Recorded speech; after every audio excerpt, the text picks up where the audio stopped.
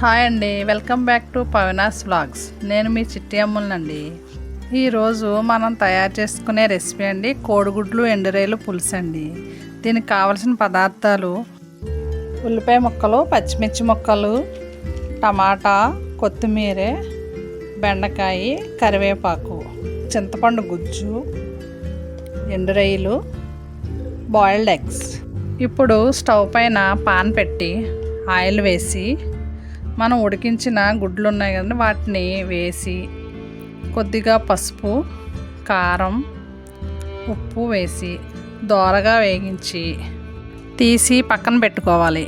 ఇప్పుడు అదే పాన్లో ఎండ్రేలు వేసి ఎర్రగా వేగించి అందులో ఉల్లిపాయ ముక్కలు, పచ్చిమిరపకాయ ముక్కలు, కరివేపాకు వేసి వీటిని గోల్డెన్ బ్రౌన్ కలర్ వచ్చేంత వరకు వేగించి టమాటా ముక్కలు, బెండకాయ ముక్కలు వేసి తర్వాత కారం, సరిపడగా ఉప్పు వేసి వీటిని కూడా ఒకసారి వేపి దీనిలో అల్లం వెల్లుల్లి పేస్ట్ వేసి పచ్చివాసన పోయేంత వరకు వేగించి మనం తీసి పెట్టుకున్న చింతపండు గుజ్జును కూడా వేసి కొద్దిసేపు మరిగించి మనం వేయించిన గుడ్లను వేసి వీటిని 10 నిమిషాలు ఉడికించి చివరిగా కొత్తిమీర వేసి దించేసుకుంటే కోడిగుడ్లు ఎండ్రేలు పులుసు రెడీ అయిపోయిందండి.